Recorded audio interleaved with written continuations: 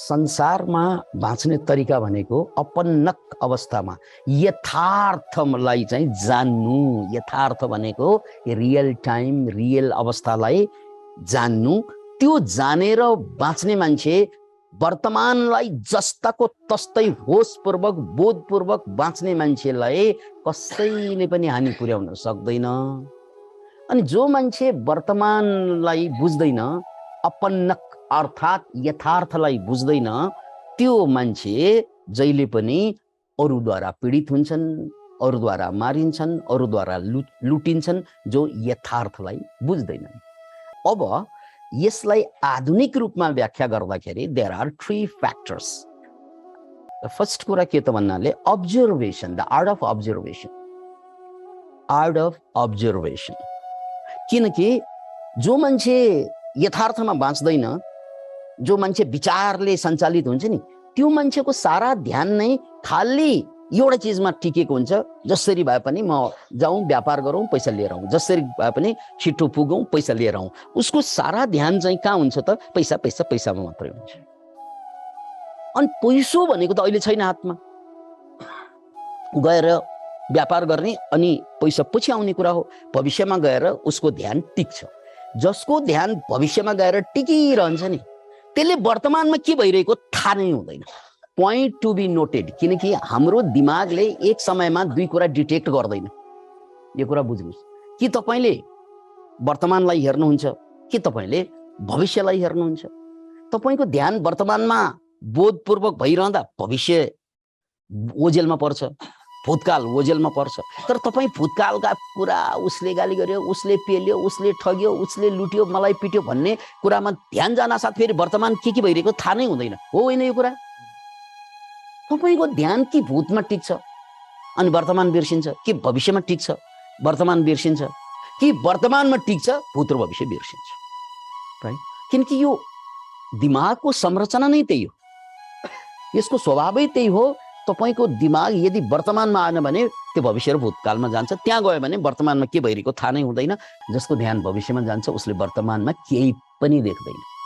जसले खालि भविष्यमा मैले भविष्यमा पैसा कमाउँछु, त्यहाँ ध्यान गयो भने वर्तमानको प्रेम, वर्तमानको सौन्दर्य, वर्तमानको आनन्द, अझ वर्तमानको खतरा हेर्नेको तपाईँलाई वर्तमानमा गोहीले निलिसकेको हुन्छ, राइट? अनि तपाईँ चाहिँ स्वर्गको सपना देखेर भएन, आधा निलिसकेको छ। याद राख्नुहोस् यो दर्शनलाई। त्यसकारण दिमाग यदि भविष्यमा गएर टिकिरह्यो भने वर्तमानको ब्युटी यु डोन्ट सी, वर्तमानको डेन्जर यु डोन्ट सी, दुवै। अथवा भूतकालमा टिके भने मलाई चाहिँ पेल्यो, लुट्यो, म खत्तम गराइदियो फलानाले, त्यहाँ या फ्युचरमा दुवैतिर दिमाग टिकिरह्यो भने अहिले के भइरहेको छ त्यो हेर्नुको देयर इज नोबडी। त्यही हुन्छ दुर्घटना। तपाईले जीवनको मिठास पनि भेट्नुहुन्न, किनकि जीवनको मिठास भविष्यमा होइन, वर्तमानमा हुन्छ। जीवनको मिठास भूतकालमा होइन, वर्तमानमा हुन्छ। भूत त बितिसक्यो, भविष्य आएकै छैन। मिठास कहाँ छ? जीवनको मिठास कहाँ हुन्छ? वर्तमानमा, केवल वर्तमानमा। भविष्यको आएकै छैन, भूतकाल गइसकेकै छ। यदि तपाईले जीवनको आनन्द खोज्नु छ भने त्यो आनन्द आउने ठाउँ भनेको भूत र भविष्य होइन, त्यो वर्तमान मात्रै हो। अनि वर्तमानको आनन्द देख्नको लागि पनि ध्यान भूतकालमा रुमल्लिनु भएन, या भविष्यकालमा रुमल्लिनु भएन, या वर्तमानको डेन्जर, जसरी त्यो अघिको कथामा के त वर्तमानमा त डेन्जर थियो, त्यो डेन्जर त्यहाँ दानव आएर बसेका छन्। ओ दानवले सिध्याउँदैछन्, कंकाल बनाउँदैछन्, सारा उनको सपना चकनाचुर पारेर जिन्दगी नै चकनाचुर पार्नेवाला छ 1 हप्तापछि। तर उसले वर्तमानमा ध्यान दिन नसकेकोले, अपन्नक हुन नसकेको कारणले गर्दा के भयो? समाप्त भयो। हामी पनि अधिकांश मान्छे भूत र भविष्यमा रुमल्लिन्छन्, न उनले वर्तमानको आनन्द भेट्छ, न वर्तमानको खतरा देख्छ। दुवैतिरबाट सकिन्छ। हामी सबै प्रकारान्तरमा त्यही पात्र हौं। यस अर नो? प्रकारान्तरमा हामी सबै त्यही पात्र हौं। त्यसैले आर्ट अफ अब्जर्भेसनलाई बुझ्नुस्। वर्तमानमा बाँच्ने भनेको art of use, art of observation. Observe the reality, जे छ जस्तो छ त्यसलाई ध्यानपूर्वक हेर्नु, ध्यानपूर्वक सुन्नु, अनि बल्ल त्यसले रहस्य खोल्छ। त्यहाँ सौन्दर्य छ भने नाच्नुस्, हाँस्नुस्, होइन त्यहाँ खतरा छ भने तयारी गर्नुस्। यथार्थलाई बुझ्नको लागि आर्ट अफ अब्जर्भेसनको आवश्यकता पर्छ।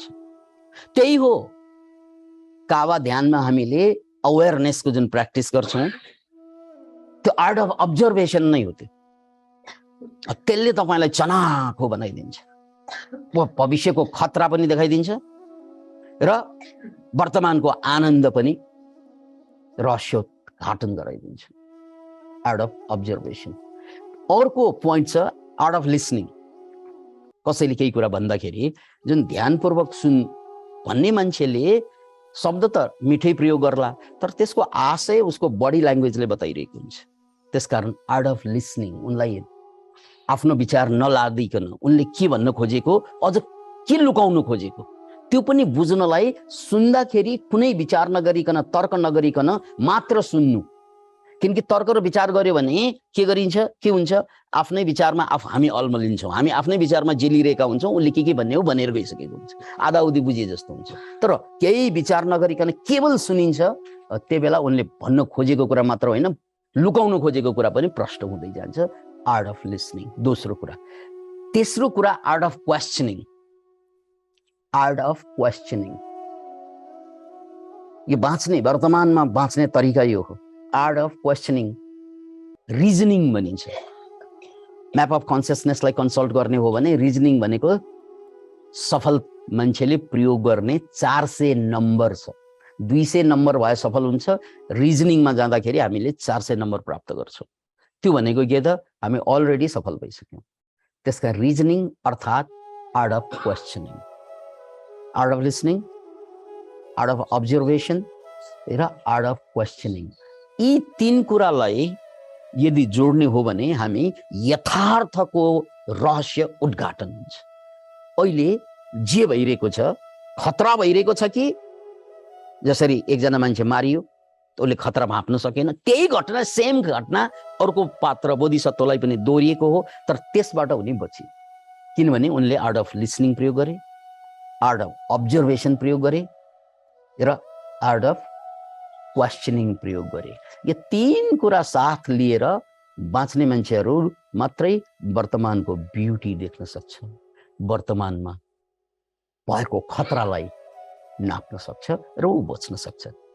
यहाँ अनाथ पिण्डिकलाई बुद्धले भनेको, हे अनाथ पिण्डिक, हे साउ महाजन, तपाईले पनि व्यापार गर्न जाँदा यथार्थलाई बुझ्ने कोसिस गर्यो भने बल्ल गएर सबै खतराबाट बचिन्छ, नत्र भने हामी त्यसको शिकार हुन्छौँ।